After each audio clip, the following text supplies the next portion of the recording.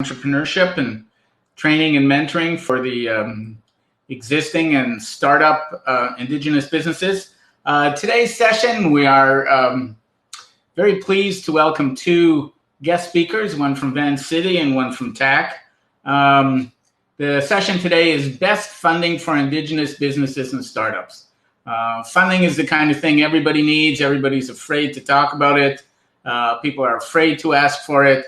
And what we've tried to do in this series is invite funders who are understanding and compassionate and want to work with Indigenous businesses and actually do facilitate the businesses in packaging themselves and answering questions. It's not like the old-fashioned banking where you sit down in front of some stodgy banker and you know he's going to turn you down and he's talking down to you like a child. Doesn't work that way with these funders. These funders are excellent people to work with. So before we get started, I would like to do the acknowledgement, if you will. I would like to take a moment to acknowledge with respect the traditional territory of the Lekwungen people, whose land this program is based, and the Songhees, Esquimalt, and Wasanig people, whose historical relationship continues on with the land to this day. We thank you all for attending virtually from different territories you reside. And we have people in these webinars from all over BC. It's not just southern Vancouver Island. We're getting some from the mainland up north. I think we have one from Nunavut. How they ever found out about us is one of the things that I have to try and find out. That's kind of interesting. We've been getting some fair feedback on these webinars. If you have anything to suggest with the content of the webinars or with the way they are presented, we're doing our best to present as much information as we can in as much user-friendly fashion as we can. All the webinars, incidentally, are recorded and posted onto the Thriving website. So today's and tomorrow's webinars will probably be posted by the end of the week. So if you want to review any of these, you can go back and have a look at them, and they're recorded in their full length. Okay. I would also encourage you to use the chat function. You have it on the right-hand side of the screen. If you have any questions or comments, I will gather them during the course of our guests' PowerPoints and presentations, and then we'll have a question and answer period where we'll ask our presenter to respond to the question. Let's see if we can put them on the spot. If you want to ask tough questions, don't be afraid. These are great people representing some great organizations. So the first one that we will hear from is Adam McIsaac from Van City. And let me get his presentation up on the screen. God, I love it when this thing actually works. Okay. Adam works with small and medium-sized organizations since 2004. He helps create healthy organizations that contribute to a sustainable economy. And as you know, Van City is a very community-based lending facility, credit union, and they offer a wide range of solutions for small business. And I've seen Adam in action, and he really works very hard to make businesses grow and prosper. So that's Adam is coming up first. Now, Adam, I'm going to turn you into a presenter. It's kind of like Cinderella. Once I turn you into a presenter, please turn on your audio and video, and you will appear in the AV pod. And when you want to move the slide along, just let me know, and I'll control that so you can focus on your presentation.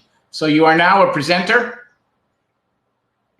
Please turn your audio and video on. It takes a minute. You should appear in the corner of my screen.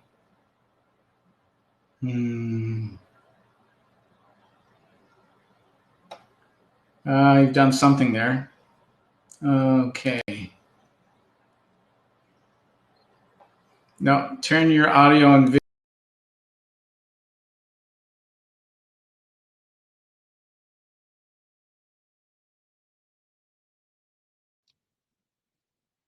Okay. Is that working, Jay?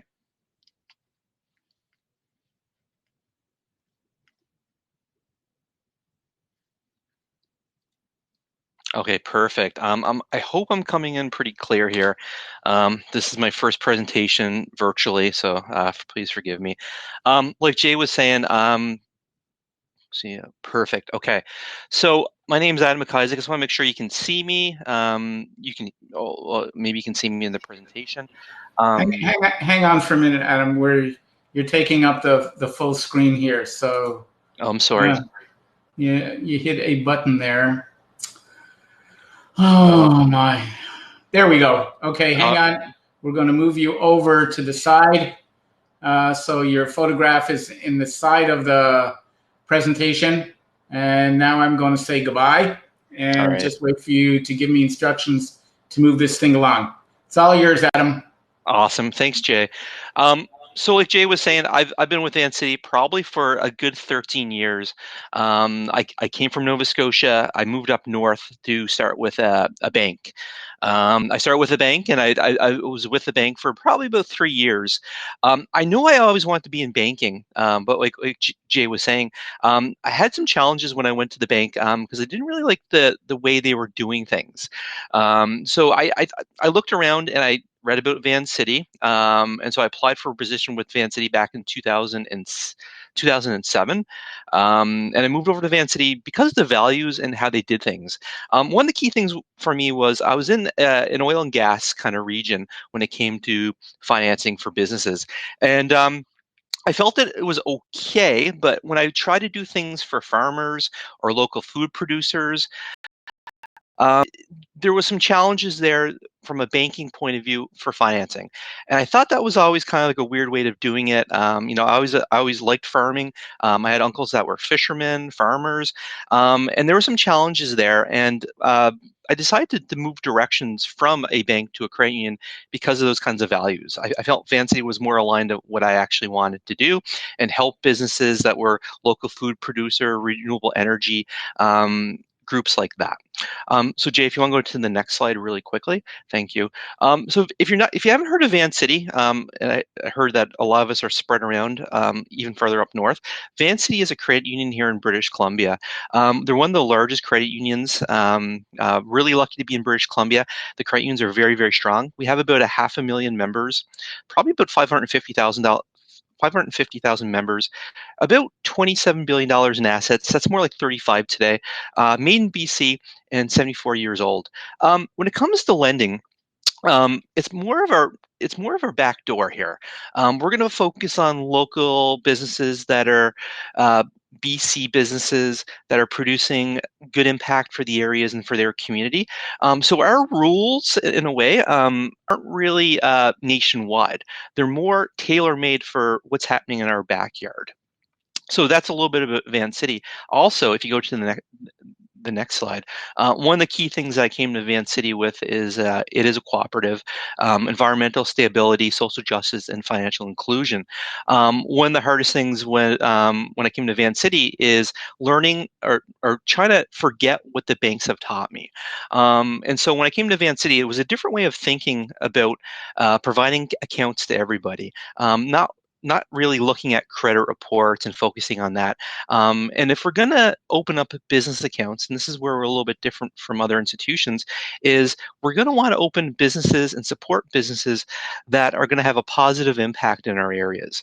So with Van City, we treat businesses with a little bit of a different criteria. With retail and personal members, we open accounts for everybody, provide services, banking accounts. But with businesses, we're kind of focusing on a certain type of business, and I'm sure a lot of the people on this presentation now are going to fall in that area. If you go to the next slide, Jay. And this is what I'm talking about, and this is really why I came over to Van City 13 years ago. When it comes to banking, we really want to focus on businesses that have a positive more of a positive for the local community and positive impact. So what we focus on, if we look at the highly aligned here, we look at affordable housing, local and organic food production, green energy, social purpose builds, and arts and culture.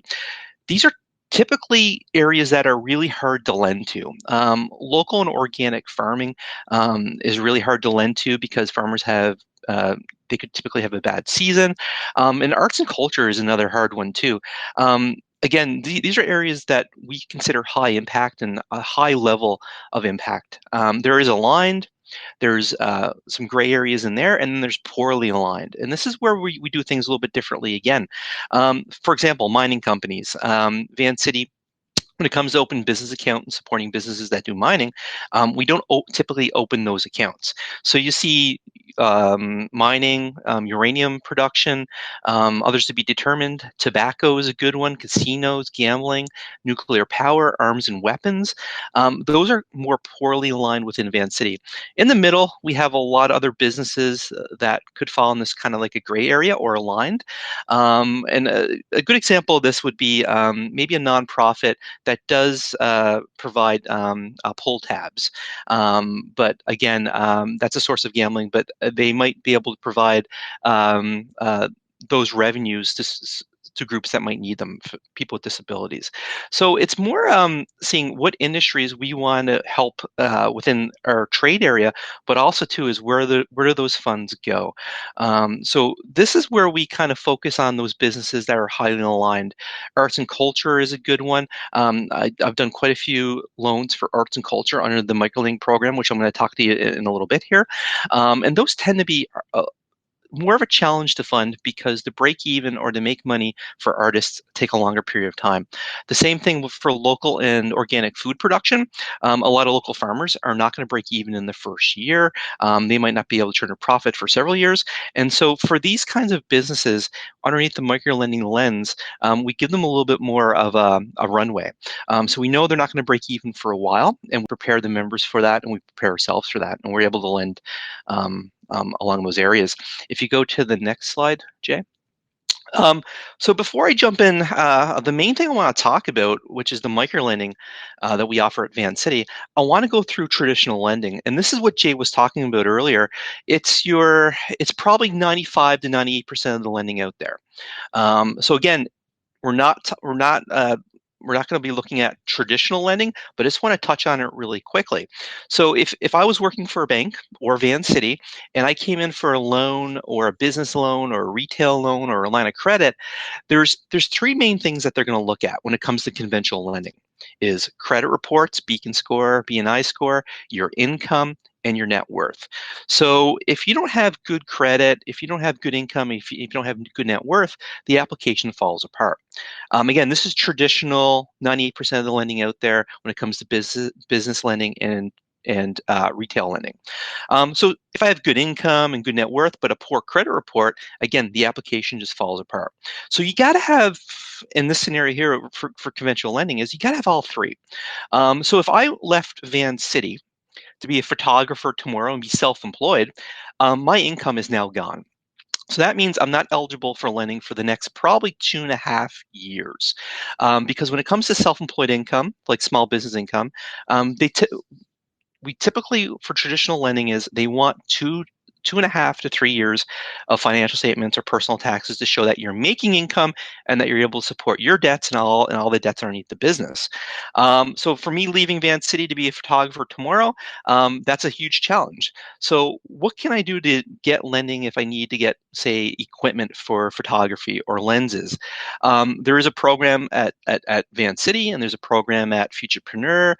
There's a program at Women's Enterprise Center and the BDC where we don't look at your traditional lending criteria.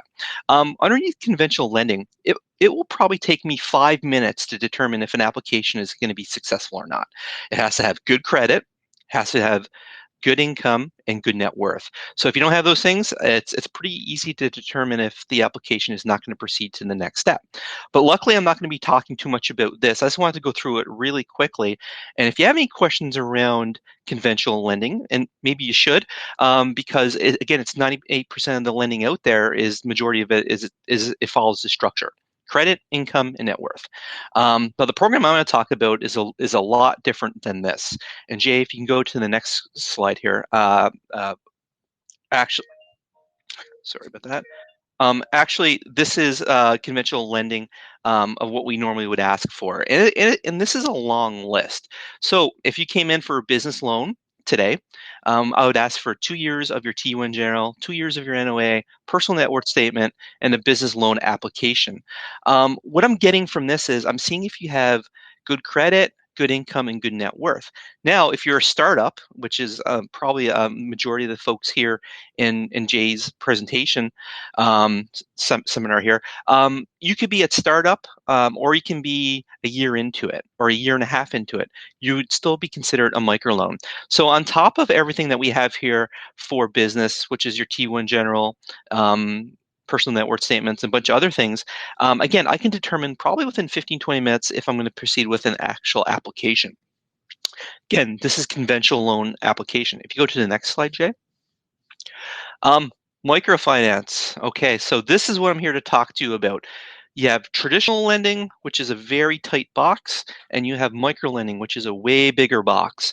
And so microlending there is to support mostly for startups, but mostly if you're in a startup phase, and you can be a startup phase, going to open up your business, or you can be at year one or even a year and a half or close to 2 years into it, that you don't have those financials. The process for microfinance is it's there to address barriers when it comes to seeking credit. So you can have a lack of security, or you can have poor credit, or maybe even a lack of credit. I'm going to give you a quick example. I have a lot of people that apply through Vancity for microfinance to start up businesses that are new to Canada. So they don't have any credit whatsoever here in Canada. And so how do we make the decision to lend $5,000 or $50,000 to this person? Well, we look at their business plan. We look at their projections, we look at their resume, and we look at their supporting documentation. So instead of just looking at credit, income, and net worth, which is a really quick yes or no, we're looking at what products and services they actually have. And so without having a credit report in Canada, what can we use to mitigate that? And we would use a business plan, and we'd use their resume. We'd say, okay, well, they don't have credit here in Canada, but they have a really good resume. They've done this in their home country, and they have a really good business plan that address all the issues or concerns that we have. So it's a lot more than that that's going to be in there, but basically that's a quick example. Now, that's someone new to Canada, but you can be in Canada, for example. I see a lot of people that have maybe poor credit because they're going through some medical issues or because of a separation. The big thing here is you don't have to have great credit. You can have no credit. The big takeaway here is you can have good credit, poor credit, or even bad credit. We're still going to look at an actual application. The decisions are based on the owner's character and the business plan. So again, we look at the business plan and we compare it against other business plans, but also the product and services that you're offering. What's the impact to you? What's the impact to the community? Is this gonna get you? Is this gonna be good for you, or is this gonna be bad for you if we lend you, say, $50,000? So we're gonna make our decisions based on the business plan, the projections. I can go through this in a little bit here, but essentially we're gonna base it on that business plan. Loans can be anywhere from $5,000 and up to $50,000. Can be a little bit greater too for existing businesses, up to 75,000. So this is for startup, and this is even if you're if you pass the startup phase and you're 6 months into it and you just need additional funds to maybe expand your business because you're doing great, or you just need additional funds to expand your business to a different location, we provide loans for that. The big takeaway from microfinance is it's kind of like it's kind of like an open book, and there's everything is on the table. The decisions are based solely on the business plan, the character of the person, the resume, and the projections. So remember I talked about with traditional lending, I can determine if an application is going to be either going to proceed and be successful within 5 minutes, Well, with microfinance, because there's a business plan, because there's projections, because it's considered high impact, we want to dive deeper and we want to make sure that we're setting you up for success. So it's just not more of getting the financing; it's making sure that you're aware of the risks and that you've done your homework. And Jay's probably going to be working a lot with you closely on marketing, market share, pricing your product or service, your backup plan, what you need to do for Vancey to apply for a loan application. Jay is very good at that, at dialing it in, depending on how much you actually need to get financed and how much that should be covered in the business plan. But this gives you a little bit of an idea that credit, income, and net worth it's not weighted the same. It's kind of dragged over here to the side, and we're going to look at the business plan and the projections and the product and service first and foremost. So I don't look at the credit right off the bat. I look at the business plan and say, this is a good business plan. I like it. I'm going to go a little bit further and dive a little bit deeper. If you go to the next slide, Jay. Okay, so who are micro borrowers? Well, it's entrepreneurs. I just discussed that a little bit with me leaving Vancity, for example, and opening up my own business. And the main problem there is if you ever been self-employed before, income isn't straightforward. When you're self-employed and you have a business or you're about to open a business, it's not like a pay stub where I can just go there and the money's there and I do a quick 30-second calculation. With self-employed folks, we have to look at your taxes, we have to look at financials, and so a lot of folks, and we do get a lot of folks come through the microlending program for startup, because essentially we're basing it on projections. We're basing on how much do you think you're going to make on a monthly basis with this business startup.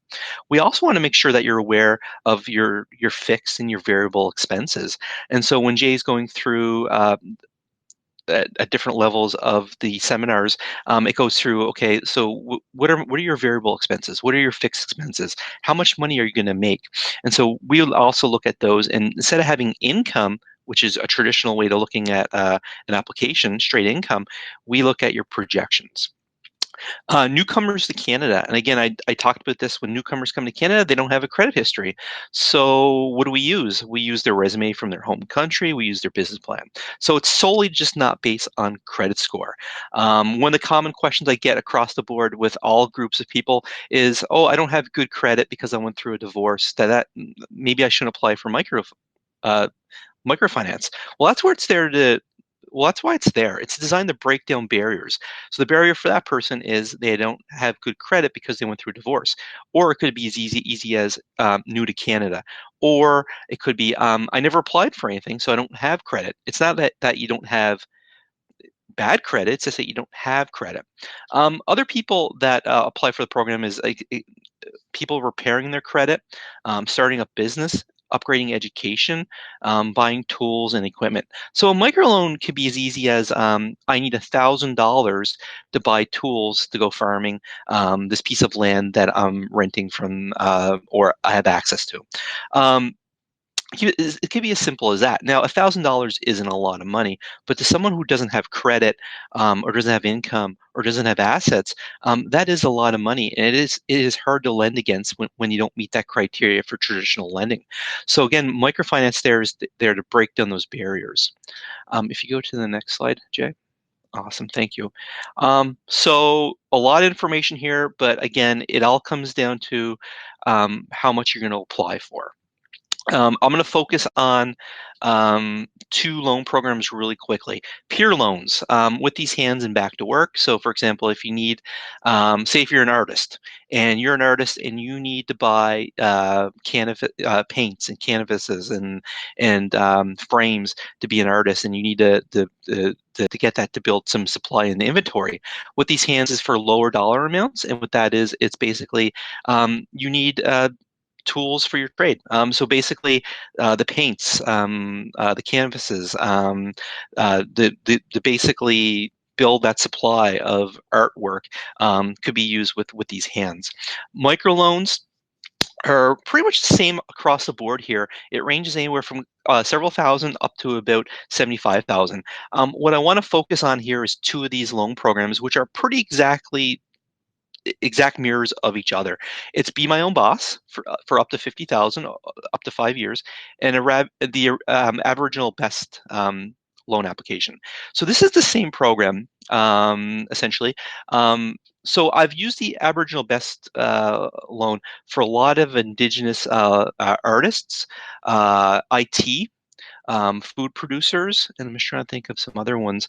But several of those that would fall underneath the Aboriginal Best Loan Program, and we base it on the business plan, the projections, the resume, and their network of support. And I'm not talking about financial support. I'm talking about support as in could be someone who's a mentor, could be someone who is guiding them as an artist, for example, or who's going to be a business owner. So these are different programs that are open to pretty much anybody that is at the startup phase, new to Canada, or even someone who needs to get lending that's not going to follow that traditional path.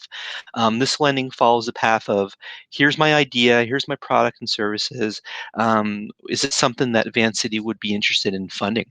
And so, for a couple examples, for Aboriginal Best Loan Program, I've done a few of these for artists, and it could be simple as $5,000. Well, they don't need a lot, but $5,000 for supplies. And again, it's based on the business plan, projections, resume. Be My Own Boss is the exact same as the Aboriginal Best program. I've done quite a few of these for businesses that I'm trying to think of an example here that maybe have left their normal job, like myself, and went to open up a business. So this program gets access pretty heavily. With COVID-19, we have seen a huge flux of people coming in applying for traditional and micro lending. And so what you're probably noticing across the board is essentially it's a lot of a tighter box when it comes to conventional lending. With micro lending, it's more of an open box.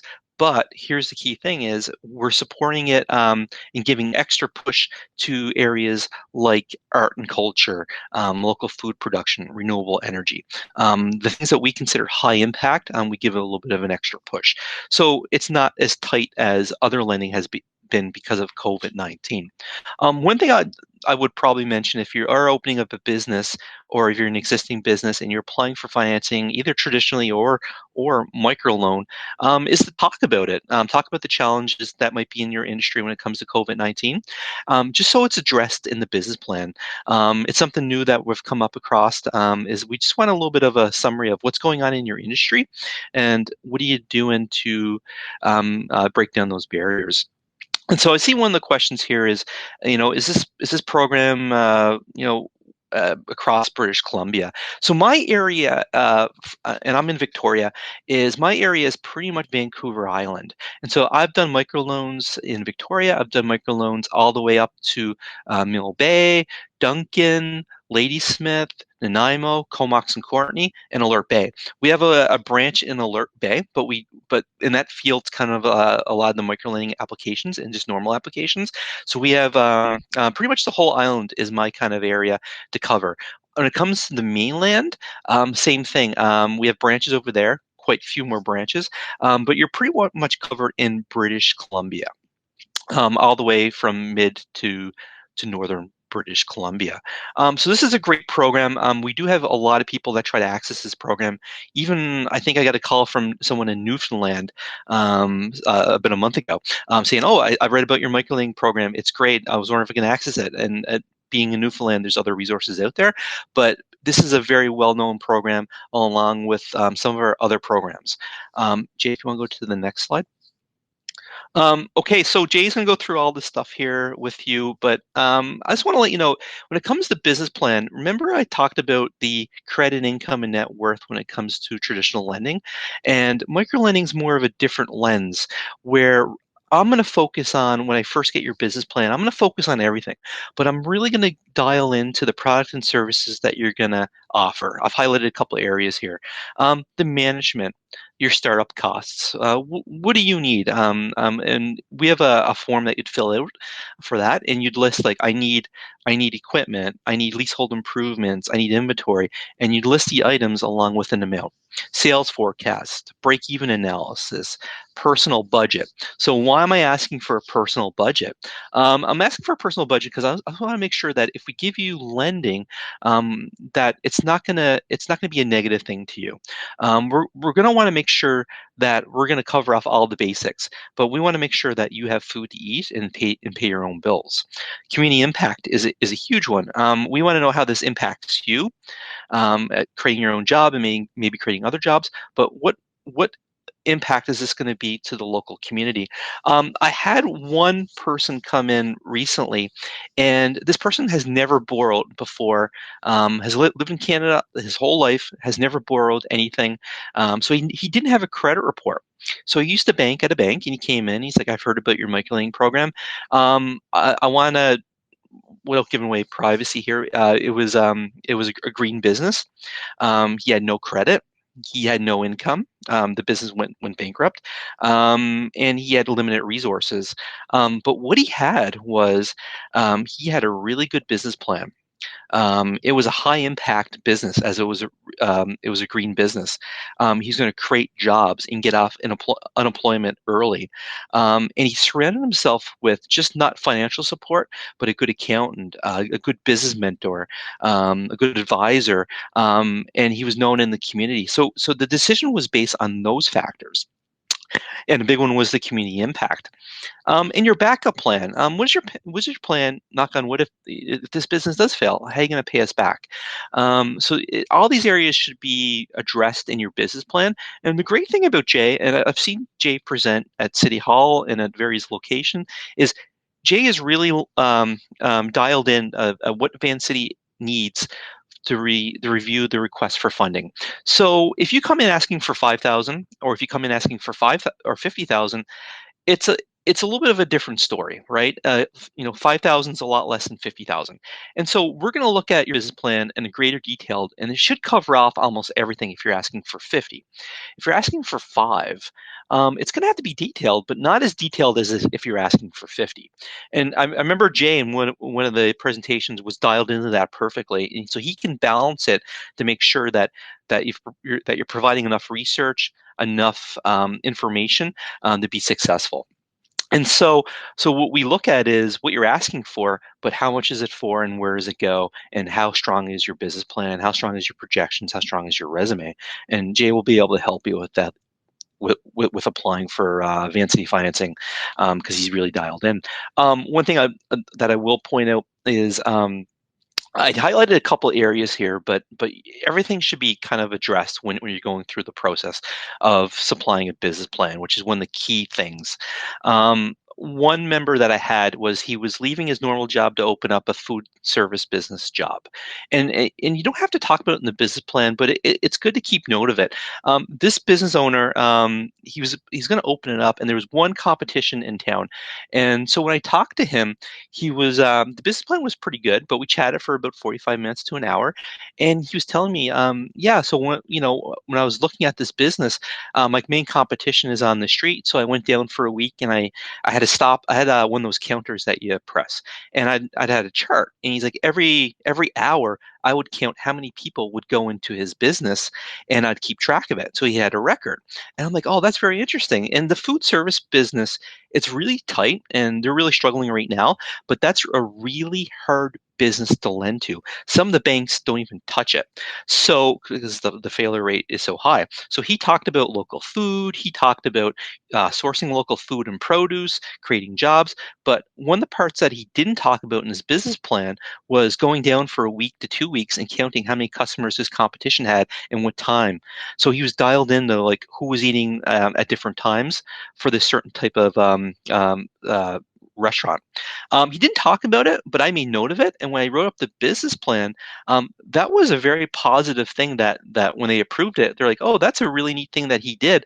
So you don't have to talk about it in the business plan, but if you are doing something different, definitely make note of it. And then usually when we do the intake, you would tell me what your business is, what your business plan is, and all that cool stuff that you're going to be doing off to the side that probably isn't going to make it to the business plan.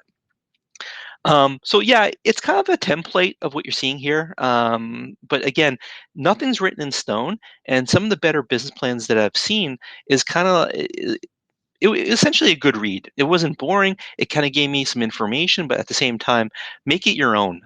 It doesn't have to be perfect, is what I'm trying to get at. What we're looking here is that you're doing your homework. You know the risks involved, and a lot of people come in with business plans already done, and they say, "Here's my business plan, and I'm ready to go." Some people come in without business plans, and they say, "Oh, wow, like I went away, I did a business plan. I realize this is going to be a lot of risk, a lot of hard work to be a business owner, but I'm up for it."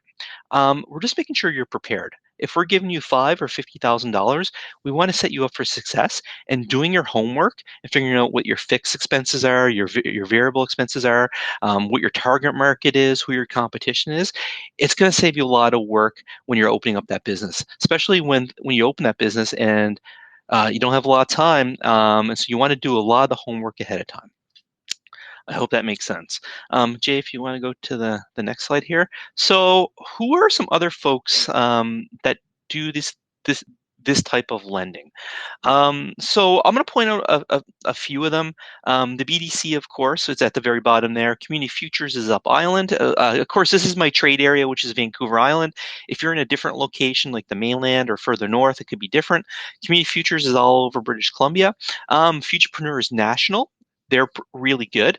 Women's Enterprise Center and Small Business BC. So I think for the majority of folks here, and I don't have TAC on here, but TAC is another great one. Um, um, for funding and resources too. Futurepreneur is great. Community Futures too, and the BDC. So what I can say is, I have a lot of people come in and they say, Adam, I need more than $50,000. Vancity can only give me $50,000 for startup. I need $100,000, and I would say, okay, you need to go visit Futurepreneur or Community Futures or BDC. You need to go and visit them, and we can co-fund. So this isn't really a competition.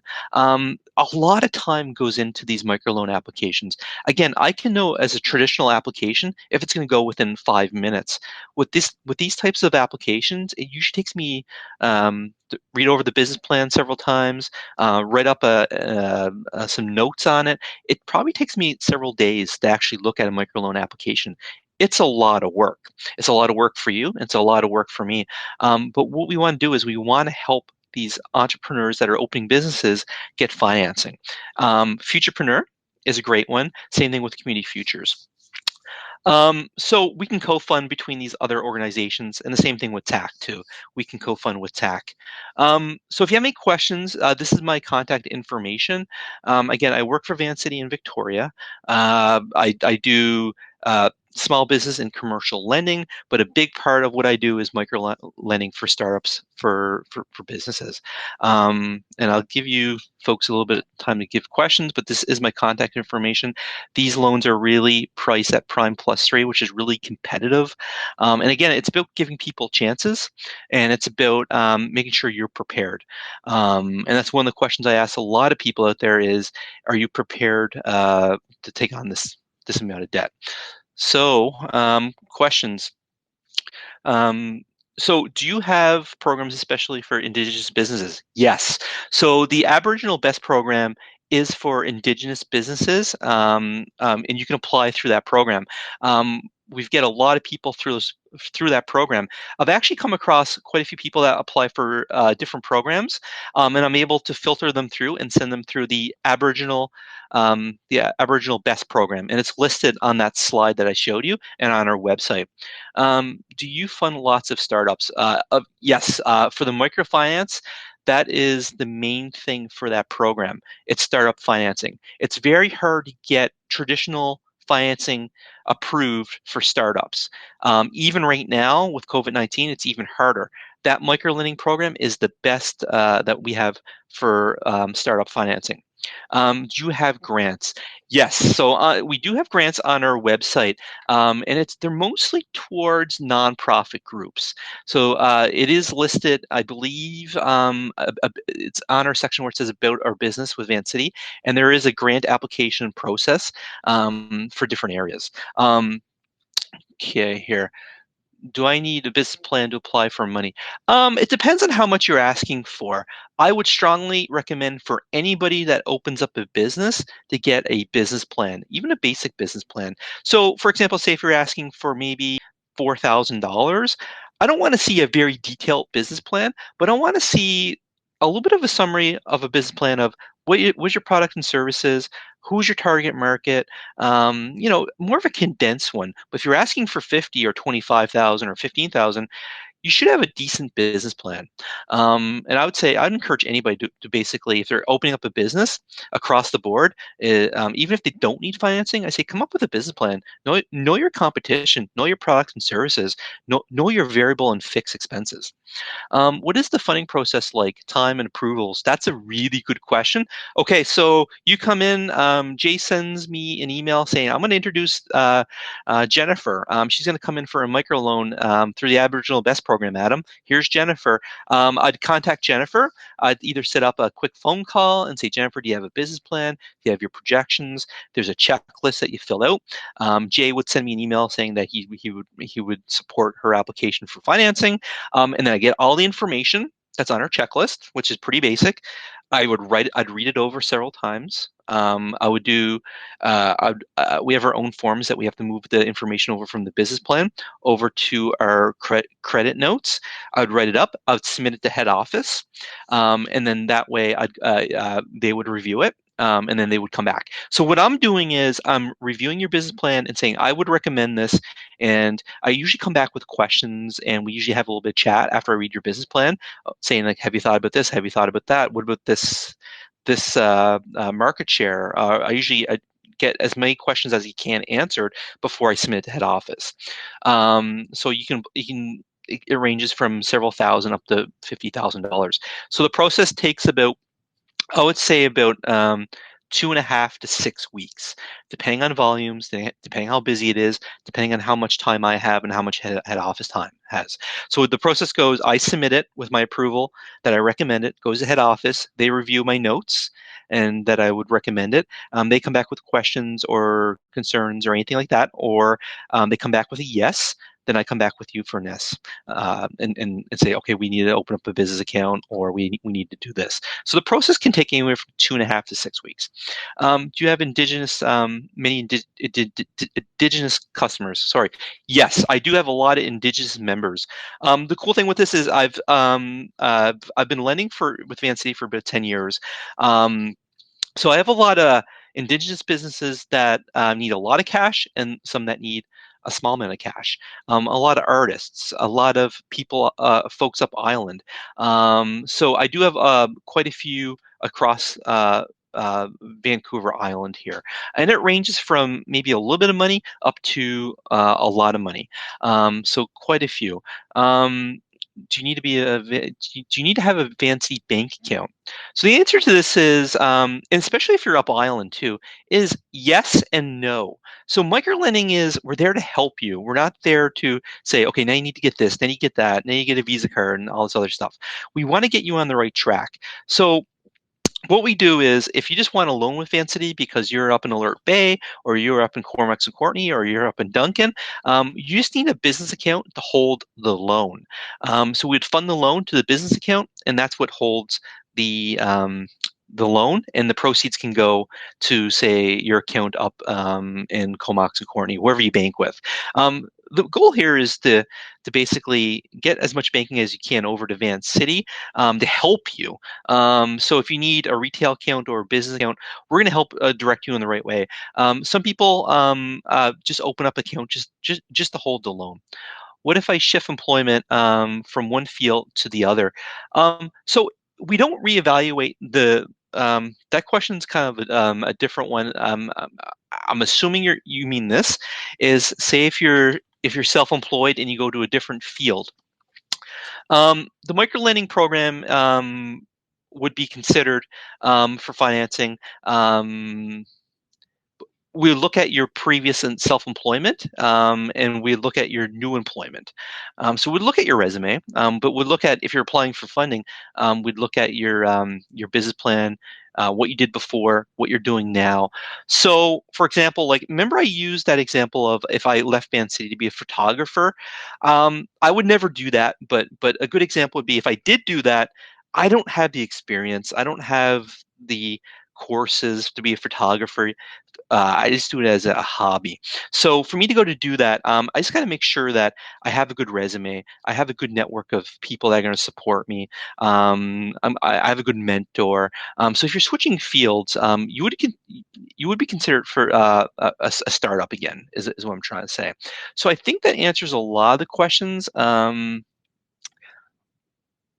if there's any other questions.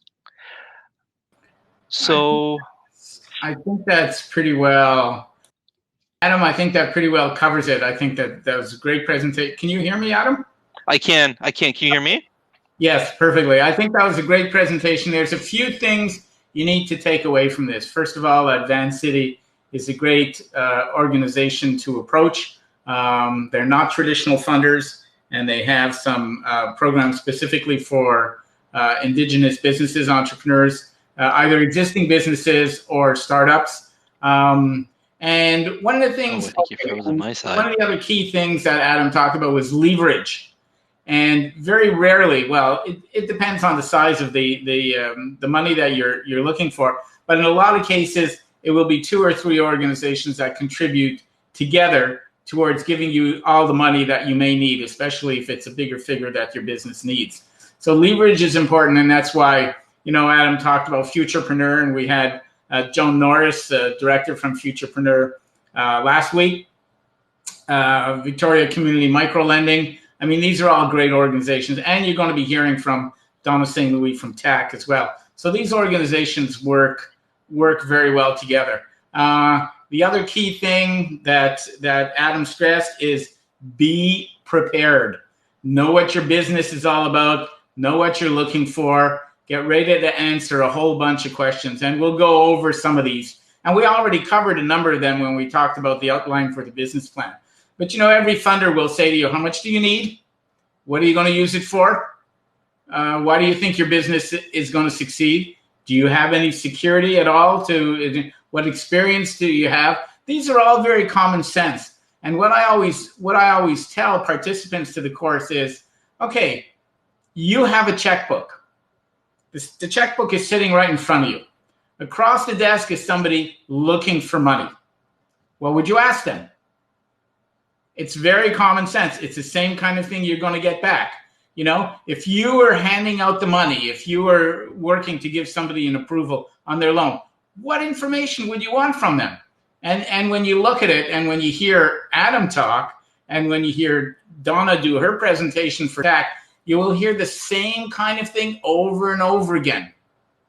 So just be prepared. And if it helps, taking yourself and putting yourself on the other side of the desk so that you are handing out the money to somebody else, you'll see how a lot of what they're asking for are very common sense, very logical. Does that make sense, Adam? Oh, right, because your mic is off. Whoop. Oh, no. Okay. What do we do here?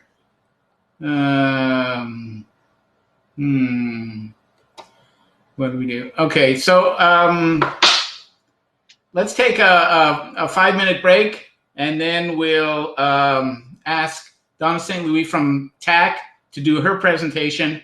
And you'll find between the two of them, there's a lot of parallels, and there's a lot of special features that each one is looking for. So take a 5-minute break, and we'll see you back in about 5 minutes. Thanks a lot, Adam. You've been great.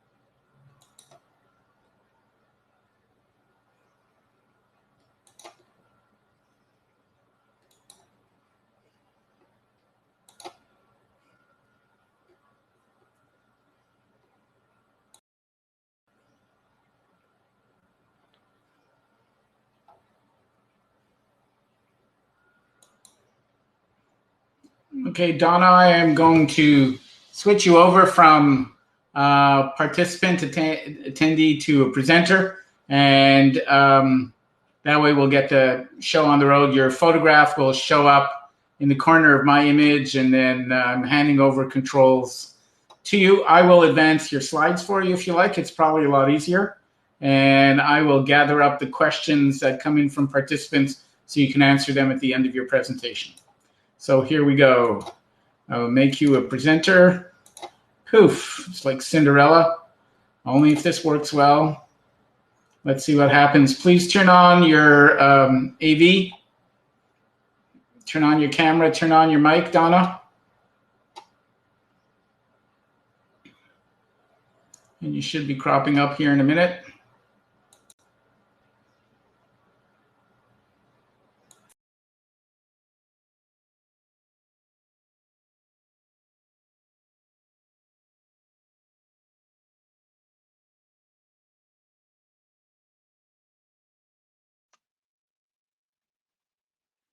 All right, can you hear me?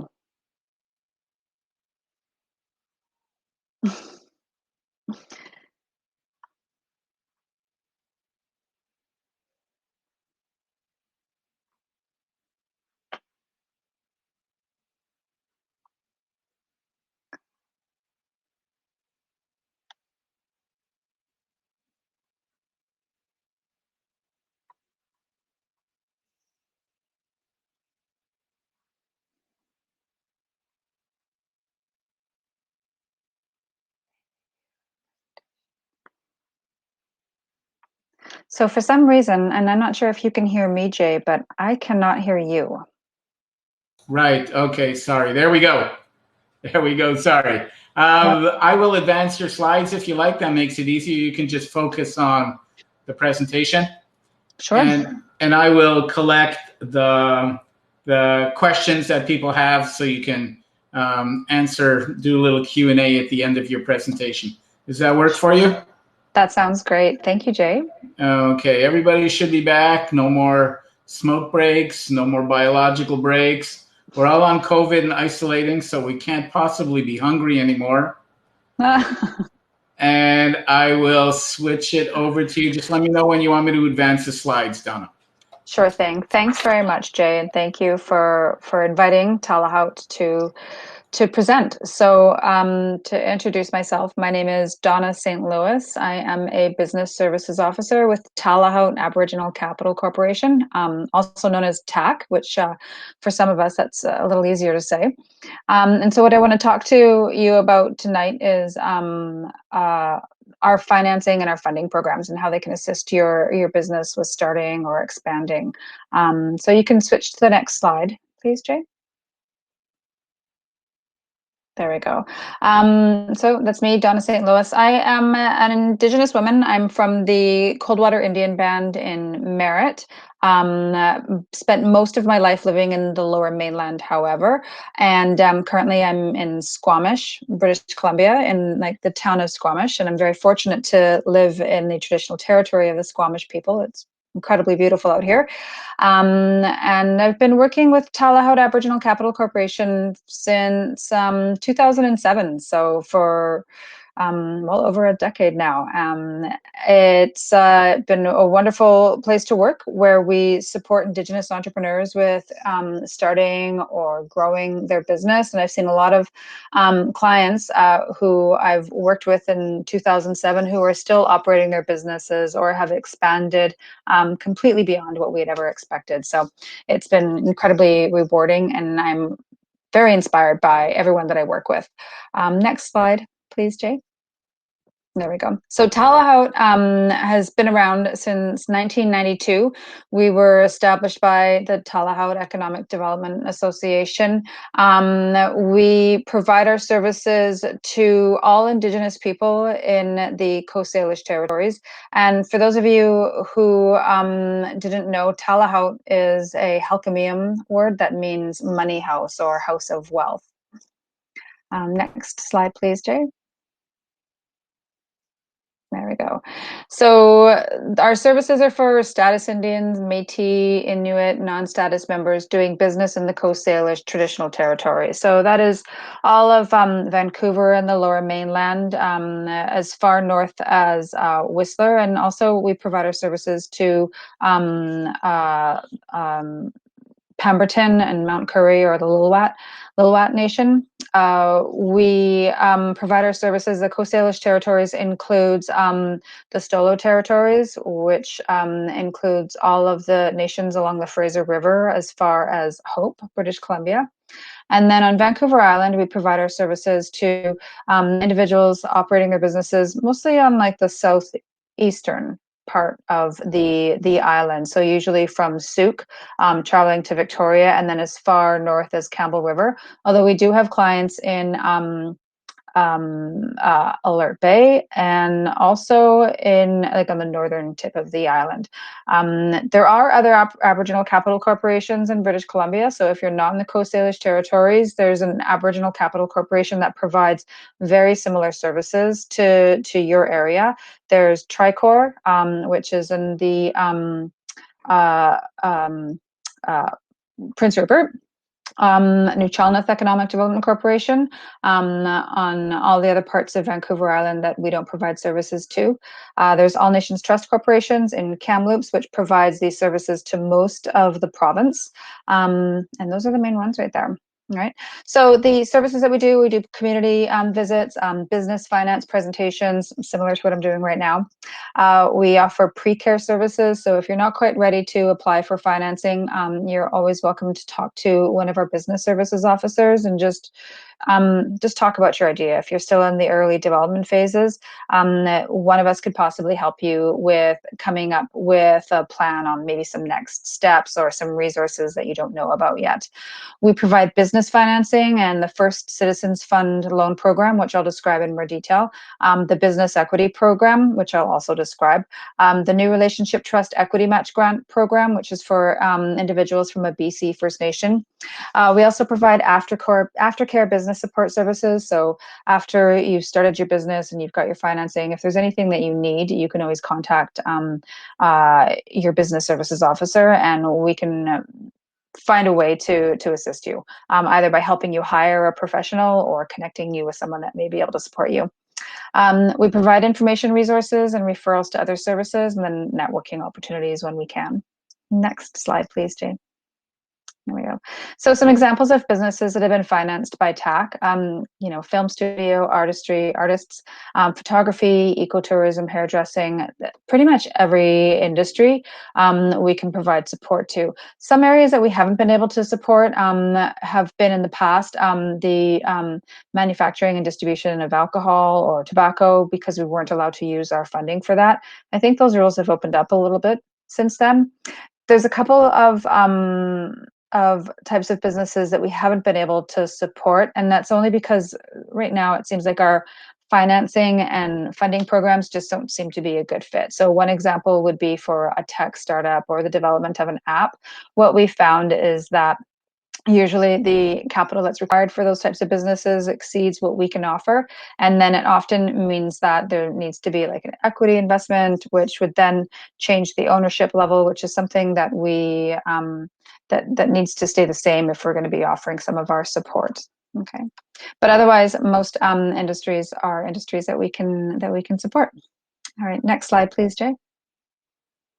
So in my presentation, I'm going to be talking about financing and funding. So when I say financing from TAC, what I'm talking about is a loan that has to be repaid. Sometimes that loan may have a forgiveness portion attached to it, like the First Citizens Fund loan, but otherwise it's very much a commercial loan in that there are regular payments are required. There's interest that is applied to the loan, and it has some of the same rules applied to it that other loans do. When I talk about funding, I'm talking about non-repayable contributions, and we have two different types of programs where a non-repayable contribution is provided, which I'll describe in more detail. Okay, next slide, please, Jay. Yeah. So the first program that we offer that is incredibly popular is the Business Equity Program. So that is again for businesses operating in the Coast Salish territories, and it's a non-repayable contribution to Indigenous or Aboriginal-owned businesses. This program used to be called the Aboriginal Business Canada Program, and it was delivered through the federal government. They've since devolved or passed on the administration of that program to our office so that we're able to deliver it, which has been great. So next slide, I'm going to get into describing the program a little bit more. Thank you.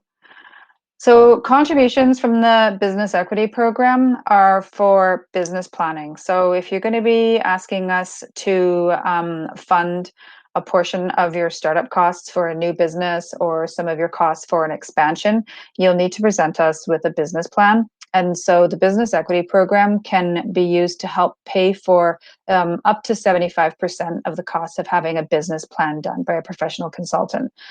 This is for people that are probably going to be spending a fairly large amount on starting their business, and they don't have the resources or the time to do their own business plan, and they want to work with a consultant to assist them. The other items that you can use the contributions for are for the establishment of a business. Okay, it's 7 o'clock right now, which means it's going to get very loud in my neighborhood, so bear with me. So the establishment of a business, so if you need to start up. The expansion of a business, if you have an existing business and you need to grow it, we can provide business equity program support funding for that. If you are purchasing a business, let's see here, capital operating, that's the type of cost that we support. So capital operating or marketing costs are typical. And then we can also use business equity program funding for business support, which is I think it's a really neat way that we can help our clients or potential clients. Next slide, please, Jay. All right. So there's criteria with the business equity program, and those include, first, the business has to be at least 51% Aboriginal owned. The applicant needs to have some of their own funds to contribute to the project costs. So there's usually a minimum of 15% cash equity contributions required. If it's a business plan, the contribution is expected to be 25%. And if it's a marketing project, it can be between 15 and 50%, but I'll explain that as I get to those slides. You also have to be able to access financing. So the intent of the business equity program has never been to fully finance a project. The intent is to help our clients access financing. So if they're looking to start a business and they can't finance 100% or 85% of the business, we can use the business equity program to cover a portion of that. So when we accept applications, we're always looking for individuals with good credit history. We want to see that they'll be able to access a commercial loan.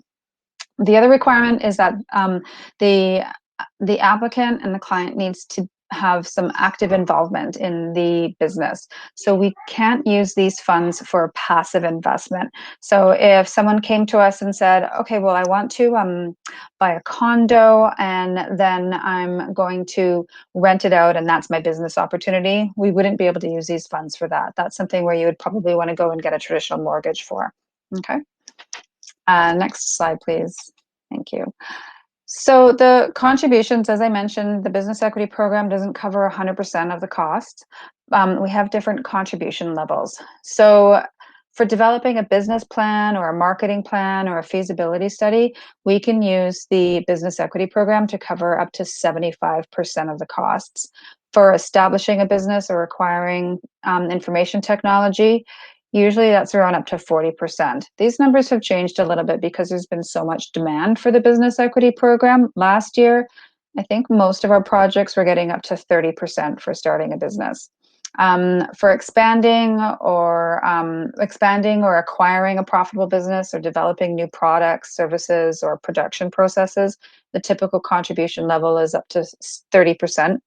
For implementing marketing initiatives, it's been up to 60%. Last year, because of demand, it was up to 50%. Project-related management, up to 75%. And then accounting and professional business advice after you start your business, it can be up to 75%. Last year, because there was so much demand for funds, it was more like around 50%. So usually we determine what those levels will be each year, just depending on how much funding we have and then what the demand is. Okay, next slide, please. So a typical commercial project, that would be, starting a business or purchasing a business.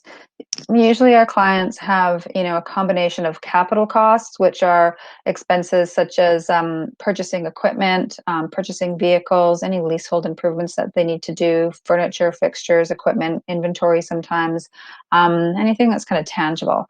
Usually they'll have capital costs. And in this scenario, we see capital costs for around $75,000. There's always operating costs, which is sort of split into pre-operating, which are things like the pre-operating costs would be anything that you need to spend before the business starts up. So maybe it's insurance, maybe it's hiring a lease agent. It's those costs that you need to spend that happen before the business starts. And then we can use the business equity program to support up to 3 months of overhead. So if there's going to be lease payments, if you have to hire staff, if you have a lot of utilities that you need to cover, we can assist with that for the first 3 months. Okay, and then of course there's marketing costs, and that can be anything from branding, logo design, setting up a website, doing any print materials that you might need to do, and of course advertising, social media marketing. There's a lot of different types of marketing costs that a business could have. So to support that, if it were to cost $100,000 to start that type of business, the sources of financing and funding would come from a few different sources. The first would be the applicant would contribute 15% or $15,000 of their own funds. They could be eligible for a 30% non-repayable contribution from the business equity program. So that would be $30,000. And then there's the financing part. So a loan for $55,000 or 55%. For this type of project, at least half of the costs need to be covered by a commercial loan. So in this particular scenario where you've got the cash equity for $15,000 and a loan for $55,000, if somebody had additional cash that they wanted to contribute, they could contribute, say, $20,000 and then reduce the loan down to $50,000 just to limit the amount of debt that they have or reduce what their monthly payments for the debt might be. Okay, next slide, please. So the criteria and the terms and conditions that we are being asked to abide by when we deliver this program. The first one is the 15% cash equity. It can be supplemented with other equity or equity match programs. It's really important. It's really important that an individual shows that they have some cash equity from their own savings to contribute. It demonstrates financial maturity, and it really shows that the applicant has some skin in the game, right? They've got the personal investment in there as well. The business support is considered on a case-by-case business basis for non-clients. So previously, when this program was with the federal government, they would never do business support for someone who wasn't their client or hadn't worked with them before. If you haven't worked with us before and you come to us and say, I really have got a business, things are going okay, but I really need some help with hiring an accountant. This is what it's going to cost. Could you help? That's something that we would probably consider. Okay. But the business planning, if someone were to come to us and say, I just really want to have a business plan for this business, that is something that we would consider, but we also are only going to consider it for a potential business equity program client. So we're expecting then that business plan is going to come back to us, and it's going to trigger a request for some additional financial support to actually start the business. Yeah, next slide, please. There we go. The new Relationship Trust Equity Match Initiative, or the NRT Equity Match, this is for individuals who are from a BC First Nation. You have to reside within the traditional Coast Salish territory, so within our service area.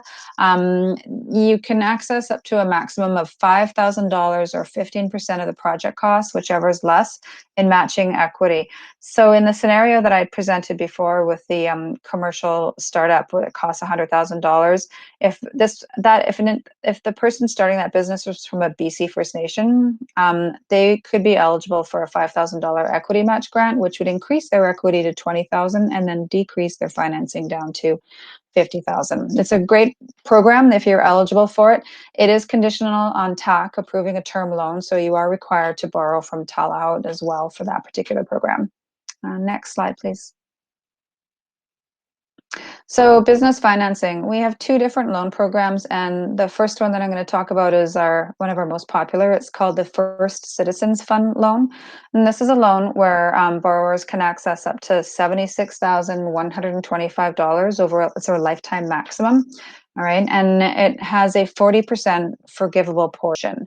The loan itself has a 12% fixed rate of interest, which is high, but when you factor in the 40% forgivable portion, you're actually paying back less than what you borrow. So it's a great loan for when you need to access financing. The business has to be at least 51% Indigenous owned. There needs to be the 15% cash equity. That's a requirement of that particular program. And it's really neat. Like if you were to borrow, $76,125, the full amount, and repay it over 5 years, if you make all of your payments on time, you'll actually pay it off within around 3 years and 2 months. And that's because there's an accelerated amortization. The forgiveness portions are deducted from the loan on an incremental basis. So every time you pay back 15% of the principal, 10% of the original principal is like deducted from the balance. So it's a really neat program. It's we don't get a lot of it these days. So it's limited the amount that we have to distribute among many applicants. And so usually we get this particular program in April, and then it's gone, or it's been fully allocated between like June or July. I've seen it go in a month because there's just so much demand for it. We try to spread it out as much as possible. So if someone came to us and their financing needs were $50,000, we would say, okay, we can do, they're looking for an FCF loan. We'll say, well, we can probably do like 25,000 with an FCF or First Citizens Fund loan, and then the other 25,000 with a conventional loan. And that way we can try to make sure that as many applicants as possible can have access to it. Okay, next slide, please. Our other loan is a TAC conventional loan, and so that's just like any regular business loan. You can borrow up to $250,000. There's 8% interest. We have flexible amortization. Most of those loans are paid back within 2 to 5 or 6 years. And then there's still the requirement for the 15% cash equity. This loan we can have a lot more flexibility with it. It can be used for things like working capital or costs that are not supported with the business equity program, which is nice to have. Next slide, please. There we go. So what we look for in a business proposal, when we're looking at an application and a business plan, there's some key things that we're looking for. One, we're looking for viability as demonstrated through a well-researched and well-developed business plan. So as Jay was saying earlier, it's really important to be focused and to know what it is that you're planning on doing. That is very true. It's really important to come with a well-developed business plan. You don't want to come to us with a couple different ideas, not at the application stage. That's sort of like the pre-support stage. We're happy to talk with you, but we would say, okay, you're not quite ready yet to apply for financing. But if you've got a really well-researched and well-developed plan, that's great. We want to see that you have a well-developed management skills and an understanding of the industry. Of course, a good credit history and financial management skills. We pull Equifax reports, and what we're looking for is that the individual has a history of borrowing and repaying. So usually the scores are like at minimum like 600 or 650 if you're looking at FICO scores. Sometimes less, and we try to look at the full story when we look at a credit history, and then if we have any questions, we'll let you know. The cash equity is really important. So having at least 15% cash equity to contribute. And then if you're going to be borrowing from us, we require collateral for the financing or for the loan, whether it's for Citizens Fund loan or the conventional loan. Usually we can use the assets that are owned by the business to secure the loan. That's if they have any value, and they'll maintain their value for the life of their loan. If there are no assets that are being held by the business, then we would talk to the applicant and say, well, do you have any personal assets that you could use? And so people will use a variety of items to secure their loan. It really just depends on the size. Okay, next slide, please. So with viability, so we're looking for a good business plan that demonstrates viability of a business with adequate market research and a marketing plan, a good management plan, an understanding of the operations, and this is really key, financial projections. So we need at least 3 years of financial projections. We have templates on our website that you can use for both the business plan and the financial projections. If writing a business plan is not something that you're ready to do, or you want to hire a consultant, we can assist you with finding a consultant. We have a list that you can draw from. A lot of our applicants, I'm noticing these days, are actually writing their own business plans, which is really cool to see. And then if they need assistance, they might do something like contact Small Business BC. And at Small Business BC, they have this really cool service where they'll do market research for you for a very reasonable rate. It's almost at cost. It wouldn't cost nearly as much as what it would cost to have a consultant do it. And I've seen some of the work that they've done from that, and I've been really impressed. Other applicants will, they'll use our template, or else they'll use something called liveplan.ca, or they'll go to a workshop or a resource such as what you guys are doing right now with Jay. Next slide, please. Management is really important. We're really investing in the individual who's going to be operating the business. So we love to see that they have experience in the industry, that they have the education required to operate the business, financial literacy. So having some understanding of the financial statements and cash flow is very helpful. But sometimes all of these things are not in place. So having some transferable skills is really useful. So if you worked in another industry in management or marketing, and you can use those skills for your business, we'd love to hear that. Having management experience is really important, and goes a long way with presenting. But again, if there's an area that your plan is a little weak in, you can address that from the start and look at hiring a consultant. So if the financial literacy part is a little bit overwhelming, and it is for a lot of people actually, we can talk about finding an accountant that can train you on setting up the books, and train you or help you with getting all of your financial reporting in order so that it's more understandable and they have a bit more confidence with understanding. You can have a bookkeeper do it for you, right? A lot of people do, but it's really important to understand and to be able to read those statements so that you can make changes as needed. So yeah, that's really key. Next slide, please. Cash equity. So everyone always asks, well, how much money do I need? And the answer is, it depends on what your total costs are. So you want to determine what your project costs are. List the things that you need to purchase and the services that you need to hire. Get written quotes for certain items, especially larger items or bigger investments or things like construction or leasehold improvements. You want to get, the quotes can change, of course, but you want to get some idea of what it's going to cost you for doing certain projects. From your list, determine your total cost, so add it up, and then you'll need a minimum of 15% of those total costs in cash equity. So not everybody has the cash equity right away or sitting around in the bank. A lot of my clients, I first talk with them a year or two before they actually come to us with the application, and we review the requirements and what it is that they need. And if they need to save up money, then they go and do that, and they save up money, and then they come back when they're ready. So even if it's not in the bank now, it is possible to save it up and build it up so that you are ready. Okay, next slide, please. Oh, here's an example of a past project. So for this project, let's see here, looks like it was a retail store. So there was capital costs. Those costs would have been things, if we look over in the column that says costs, capital costs for $102,440. This would have been something like leasehold improvements, furniture, fixtures, and equipment, anything like tangible that you need to establish the business. There was also marketing costs at $22,350, which, sounds about right. Marketing can be a major expense, and I definitely think it's one that you don't want to ignore. I've worked with so many applicants who've come to us and said, we don't really need to spend a lot on marketing. And then 6 months later, they come back and they're like, we really need help with marketing. So don't overlook the value of marketing and putting some money towards that with starting your business. It's really, really important. And then other startup costs for this particular applicant could have been, that's probably would have been like pre-operating costs with establishing the business, insurance, maybe some staffing, maybe hiring a lease agent.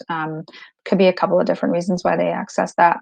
And so that particular project was financed with a combination of their own cash equity, the 15% cash equity at $21,225, a First Citizens Fund loan for $30,450. Now that's a loan with the 40% forgiveness portion. Commercial financing, which could have been, in this case, it could have been from TAC. It could have been our conventional loan. It could have also possibly been from another lender. And then there's the business equity program for $45,000 and the new relationship trust equity match for $5,000. So that is how a project is often financed through us from a number of different sources. Fortunately, you only need to hand in one application and one business plan. And when we review it, we look at the programs that we have available and we find the ones that suit the project, and we'll put together the best of the programs that you're eligible for in a package if we're able to approve the project. Okay, next, please. Oh, thank you. On behalf of TAC, thank you for your time. That's a lot of information. I should say that if you have any questions, don't hesitate to contact our office. You can send me an email. Jay, I'll send you my contact information if you don't have it already. I can send you my email, or you can call our office anytime to ask more questions. Yeah. Oh, I see some questions. So how important is my credit history? So it is important, and it'll depend on the lender that you're working with. But at our office, we really value working with applicants that have that history of borrowing and repaying. So we want to see that you have experience borrowing money, and then we want to see that you've had the commitment to paying it back on time as required. Now, not all of our credit histories, our clients don't always have perfect credit histories. So I might see a parking ticket in collections, and I'm not super concerned about that. I might see a few late payments, right, in the past, and I'm not super concerned about that. The things that would cause us concern, and it would cause our loan committee concern, and they're the ones that really make the decision, would be anything that's gone into default, or that has gone into anything large that's gone into collections, or if you have a judgment against you, any repossessions, or just like if a lot of the loans are being recalled or being canceled by the creditor, then those would be items that we would probably have an issue with. So it's really important to take the time to make those regular payments or to address your credit. And the thing about credit is that the score may not be great right at the moment, but it can always be improved. And after a couple of years of showing commitment, that goes a long way. Okay, the average loan. Well, so average loan probably around 50 to 75,000, but I've done loans of all sizes. So we can do smaller loans if someone has a smaller project. So it could be around $5,000, which might be the smallest loan. But the largest loans can be up to $250,000. So it really depends on the business. Most of our startups, they're spending anywhere between 150 to 200,000. I think if there's going to be like a brick and mortar. then yeah, the cost could be around 150 to 250,000. Even in those instances, the loan will be around 75,000 to like 125 or 150,000. Okay, so can I get a 75% grant just for a business plan? Only, excuse me, only if you plan on using that business plan to apply for additional financing. So we don't just fund business plans without having a very good idea that they're going to be coming to us to be used to apply for additional financing.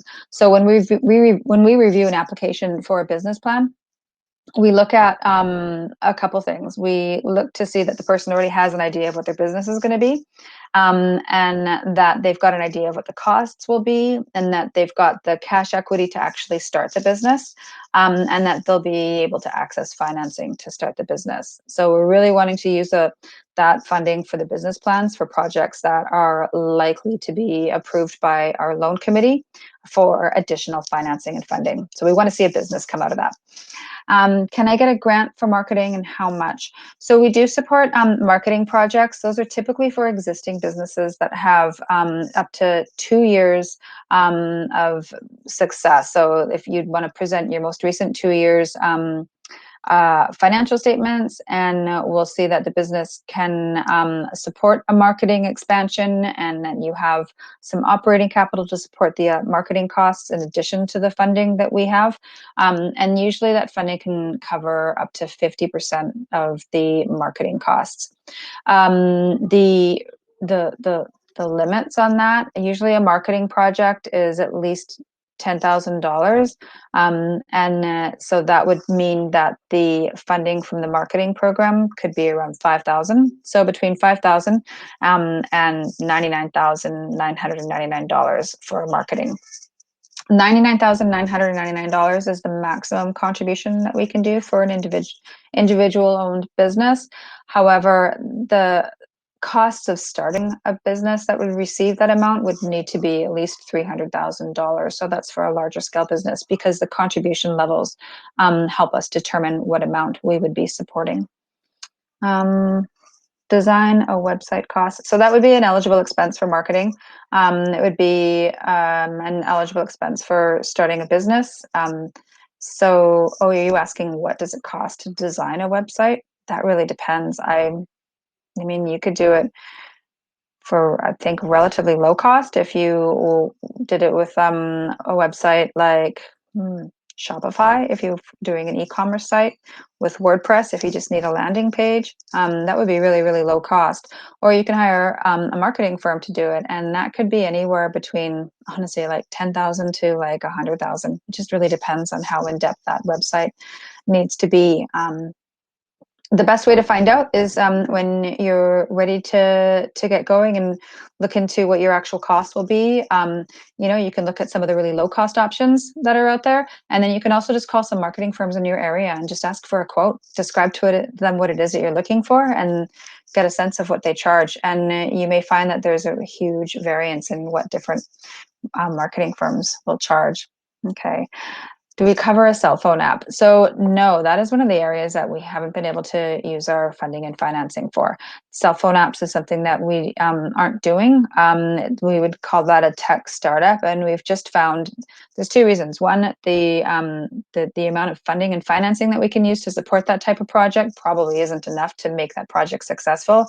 And then the other reason is that there's just a really high turnover rate, or a really high rate of businesses not being able to succeed in the app industry, so we haven't been able to do them.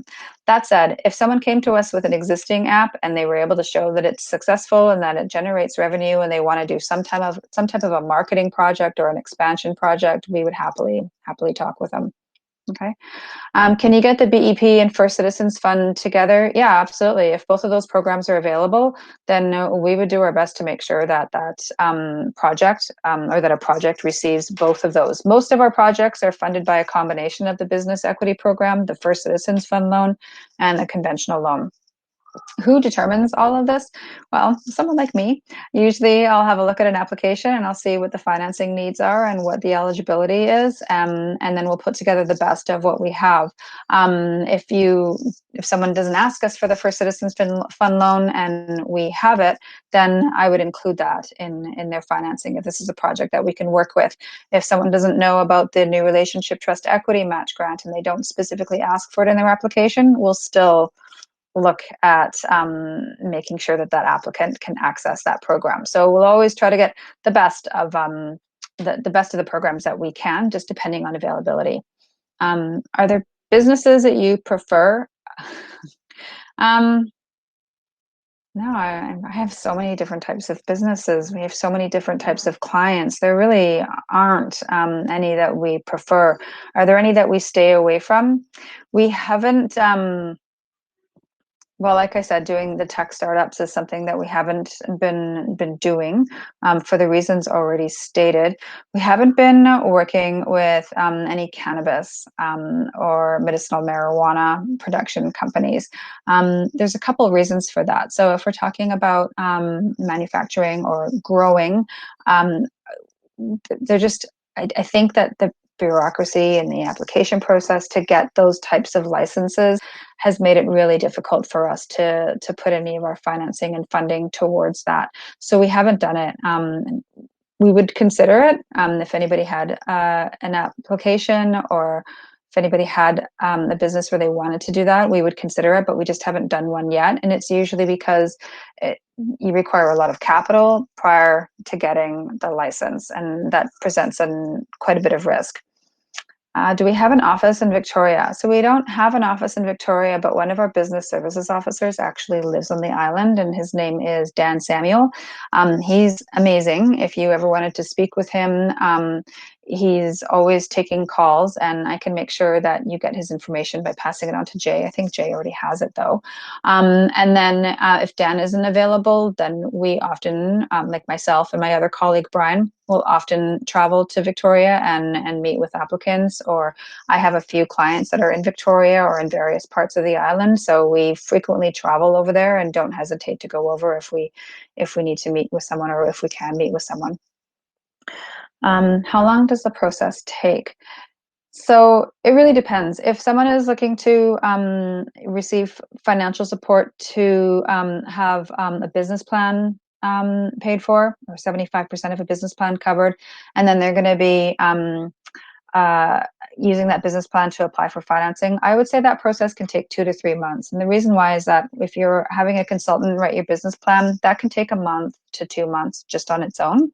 Once we receive the business plan and the application, then it can take us between 3 and 6 weeks to actually review that. So it could take a few months. If you come to us and you've got an application and your business plan and your projections all finished and you're ready to go, then that will take usually around 3 to 6 weeks for us to process and to do our analysis on it. Usually I would say around 3 weeks if all of the information that we require is in place. If we need additional information, then we'll ask the applicant. And then it just depends on how long it takes them to get quotes, if quotes are needed, for example, or to, present financials because there might have been some errors. It just depends on the individual. But typically it's around 3 to 6 weeks to review a business plan for financing a capital project. Okay. I've looked at the cash flows on your website. Can I get help filling them in? If you have any questions about filling them in, then yes. I'm a little limited in how much help I can provide because it's important that I don't do them, or that one of our business services officers doesn't do the financials for you. But if anybody had specific questions about the cash flow, then I'm happy to go over them. I actually think cash flow projections are the coolest thing in the world, and I love doing them. But so I'd be happy to answer any questions that anyone has. But otherwise, I really want you to be able to understand them and to fill them in as much as possible. If you still need assistance beyond what I can provide, and if this is a project that we could possibly support, then we could talk about maybe finding some business support, an accountant or someone to assist you. Okay. Right. Those are all the questions. Thank you so much, everyone. It's great to see you here. And because I heard that some of you are from outside of the Coast Salish territories, I think that, Jay, is there a way that I can get you some information on the other Aboriginal capital corporations, or have you already got that? Well, I've got the information on the other Aboriginal capital corporations, which I will share, and I think it's also on the resources on our Thriving website. So yeah, we're okay, and I really want to thank you for your participation. Boy, between you and Adam, you've given our participants a heck of a lot of information, a lot of food for thought, and I'm sure there's going to be a whole bunch that are going to be contacting you, probably with more information or maybe with their projects ready for consideration for financing. So thank you very much, Donna. You're a great presenter. I know Dan very well. It's nice to have him in the area. He's actually in my home turf because I live in Parksville, so he's just around the corner. Wonderful. So, nice. So again, thank you very much. People TAC is a great organization to work with. And I have some parting thoughts on both these presenters and the ones that we covered last week. So we're going to take a 5-minute break, and then I'll come up and we'll do a bit of a wind down with some additional information I want to present and talk to you about next week, and also about the competition that we're running at the end of these workshops. So again, thank you, Donna. I'm going to convert you back, Cinderella-like, into a participant. And again, thanks for being part of this. Thanks, Jay.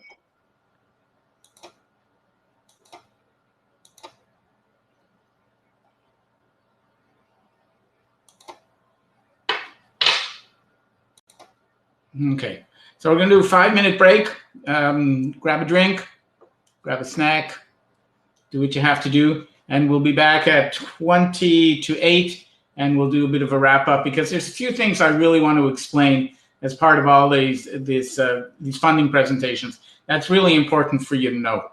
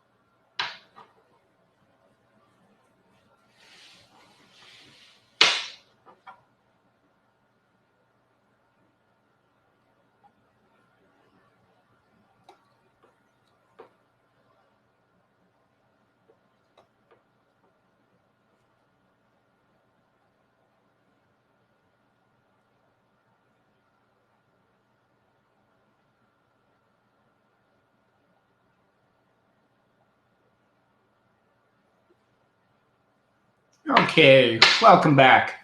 I wanted to cover a few topics now, and this kind of sums up what you've heard from all the funders. Budgeting is an important part of a business plan, and it's very much a what-if process. So when you get a template for doing a budget, doing a profit and loss and cash flow, you should run it a number of times until you are happy with it, until you know or are comfortable that the numbers that you have in your budget and in your cash flow are ones that you can live with.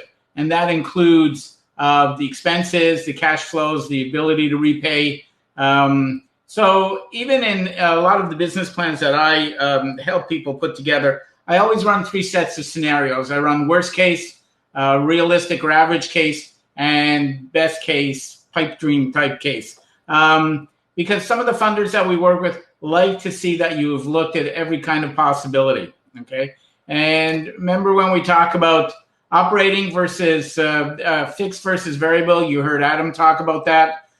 Fixed costs are ones that you are going to pay each and every month, no matter what.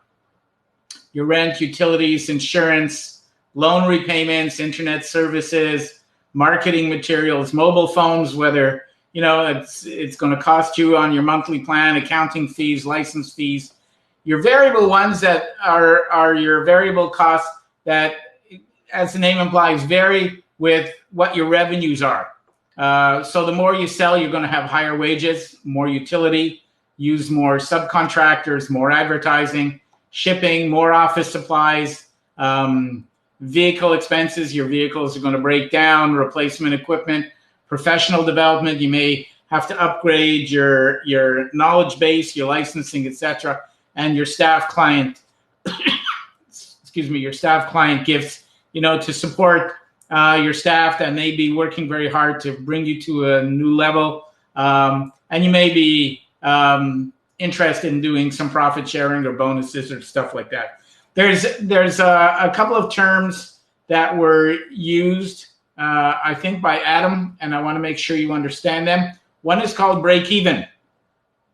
And break even basically implies how much do you have to sell in order not to lose any money?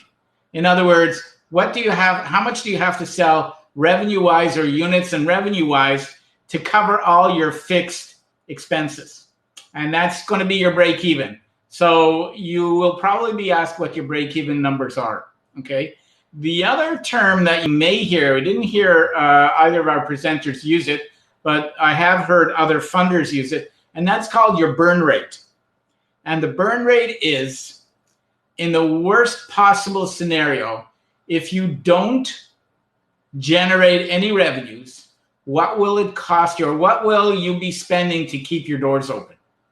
In other words, your minimum. And as a matter of fact, when you think about it, a lot of COVID impacted businesses have been doing their burn rate calculations. In other words, if a restaurant is closed because of the COVID crisis, what is it going to cost them to maintain that business? Because they're still going to have rent, whether they get subsidies or not. They're still going to have some inventory. They may be doing some takeout. What are they going to make? Restaurant can't survive on takeout, by the way.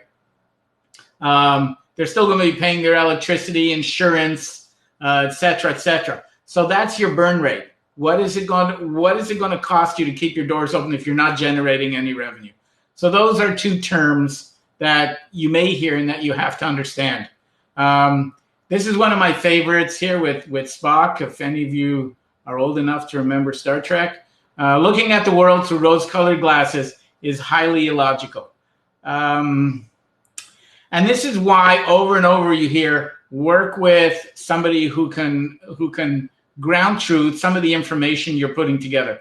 Work with a mentor. And keep in mind, mentoring is part of this program. Whether it's myself or one of the other mentors, one of the other facilitators that we work with, mentoring to a certain degree, obviously, we have to keep it reasonable, is included. You can bounce business ideas off of me. You can bounce business plans. You can bounce marketing ideas off of Lex Dunn, who you will meet. He's handling communications, networking, play acting your role, all the guerrilla marketing, all sorts of other marketing opportunities, or anything from a technology aspect. You can bounce it off Chris Cathers, who's going to be doing social networking, all the platforms that a business can use, et cetera, et cetera. So those are part and parcel of it. Now, when we talk about starting a business, sometimes it doesn't take a great deal of money to start a business. And I think Adam addressed this. Keep in mind, one of the things that we're offering as part of this program is awards for the best business ideas presented at the end of these webinars. And the awards aren't $25 gift certificate to McDonald's, although that's, kind of neat. We're talking about presenting awards of $500, $750, up to about $1,000 for a limited number. Obviously, the budget doesn't go on and on, but you can realize a grant of anywhere between $500 and $1,000 if your business wins the awards competition. The deadline is June. We've never done this before, so this is a first, and this is significant money for a program like this. The deadline to submit is June 15th. If you go online, the submission forms are there. We ask a lot of questions, but it's information we need in order to judge as to whether you've done enough homework and you're comfortable in this business and it can succeed. So you can go on the Thriving website and find those forms. There's a couple of other things I wanted to talk about funders in general, and this is pretty important. We talk about market research, and you'll hear a lot more about market research and the fact that you have to do your homework and you have to know your product and your industry and who your target market is, et cetera, et cetera. You also have to do your homework on the funders. Each and every one of these funders that you've heard from, and including others that we couldn't get online, like Business Development Corporation, et cetera, Business Development Canada, rather, they have some very extensive websites. And on their website, it tells you everything about that organization. It tells you why they exist. And that's pretty important because every organization exists for a specific reason. TAC, the priority is, or the focus is on Indigenous businesses. With Van City, it's projects that will do good and have payback to the community. That's one of their areas of focus. With Victoria Community Microlending, it's creation of jobs in a small marketplace. With Futurepreneurs, it's young entrepreneurs, 39 and under, and they do have a focus on Indigenous, especially with Joanne Norris as one of the directors there, and she has a lot of experience working with Indigenous businesses. So you have to know everything about the funder. You have to know what their hot buttons are. And that's pretty important. I mean, it sounds kind of strange because they're going to do their homework on you, but you have to do your homework on them before you talk to them, before you present to them, before you go visit them. Find out what they're all about. That's really critical. Find their hot buttons. You have to make the funders, or you should, I'm never going to say you have to, but you should make the funders feel like allies. It's not a competition. In the old days, it used to be a competition between the bank manager and the poor entrepreneur who would be sitting there sweating bullets and, praying that the bank manager had a good day and a good lunch, and his 4 martini lunch is going to pay off, that he's going to, look favorably on your loan request. It's not like that anymore. The one thing you hear from all these funders now, and all the ones we've presented, is that they want to work with you. And that's critical. Make them your allies. Don't make it a conflict of any kind. Make them feel that they're needed. Make them feel that they're contributing. If you have some areas of the business, and it doesn't hurt to get together or speak to the lender as you're presenting some of your information, and you say, what do you think about that? Or have you heard of something like this before? I mean, get them on side. That's really critical. When I was running my company back east and we had 35 employees and we used to do a lot of government grants, when we presented to the funders, we knew what they were going to say, but we always said to them, what do you think about this project? You know, does it meet the criteria of your granting or lending agency? We knew the answers in advance, but we always made them feel important. We always made them feel part of it. I have a question here. I keep hearing about guerrilla marketing. What is it in a nutshell? Okay, Stephen, it's guerrilla as in warfare guerrilla as opposed to animal guerrilla, but it's cheap, effective funding.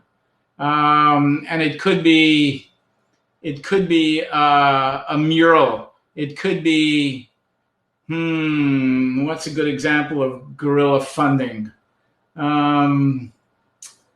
Guerrilla funding would be, I'll give you a good example. There was an insurance agency that was looking, it was just starting in a community, and they were looking to build a client base.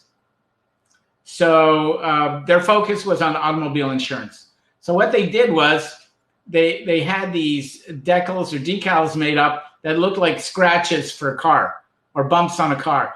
And they went into a parking lot and in a mall, and they put a number of these right onto the doors of the cars. And people were furious because it literally looked like the car was banged in.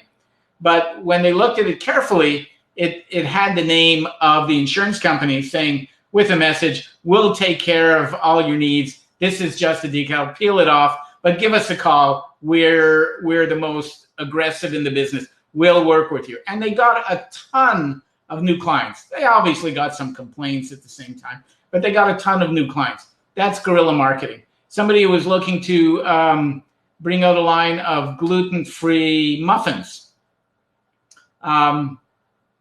Took sample trays and set them up in the parking lot right near a Starbucks where people were coming up, because it was a high-end product, and Starbucks sells a high-end product. And they were giving out samples and doing a survey at the same time. This is all type of guerrilla marketing. I can give you an example of guerrilla marketing, and it's actually one of my favorites. And actually, we're going to cover it later on, but it has to do with Seal Bay and how I helped save a region of Vancouver Island and renewed it as a regional park. It was called Seal Bay, and it's actually in my notes to talk to you about this, and it's one of my stories. But it's a long story. But that's what guerrilla marketing is. It's doing stuff on the reasonable cheap that gets tremendous play and tremendous exposure. A number of years ago, there was a movie called Devil Baby. It was a horrible movie, but it became a cult classic.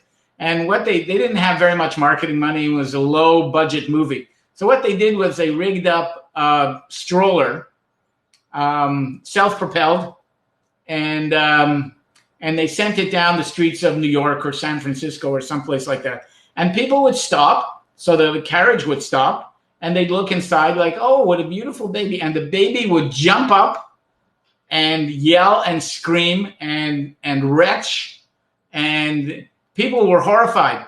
But the press it got millions of dollars of free publicity. It was on every television network. It was on YouTube. It was everywhere. So that's guerrilla marketing. It didn't cost them a lot of money, but it was very, very effective.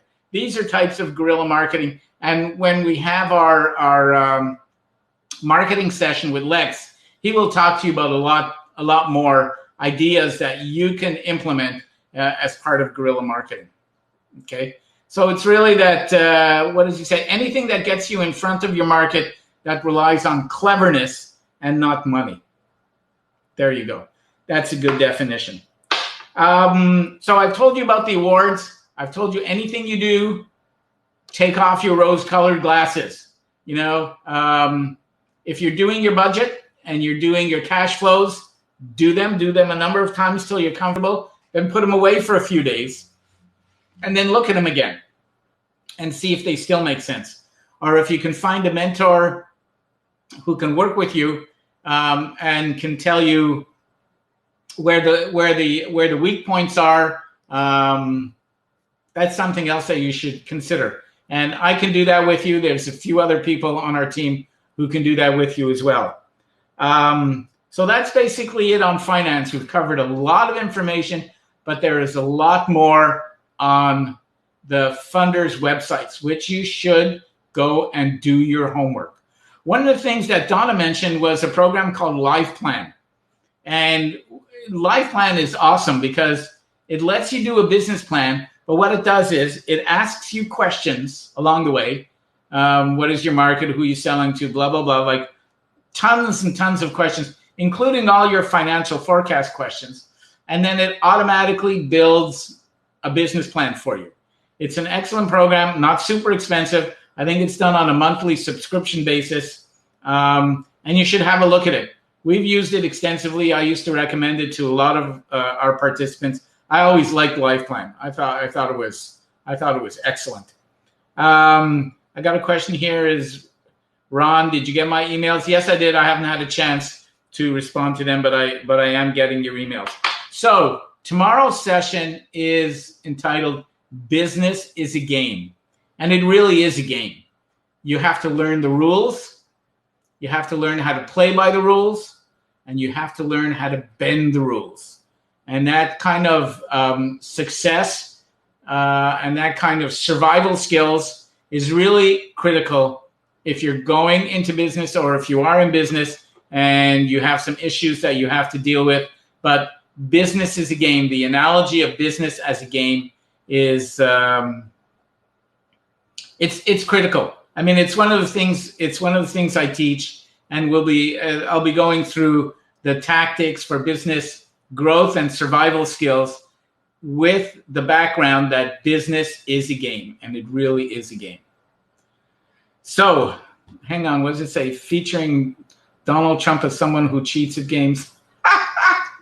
Oh, the bankrupt businesses Donnie has done. Anyways, that's it for tonight. Thank you for joining me. I hope you've enjoyed it. If you are confused, that's great.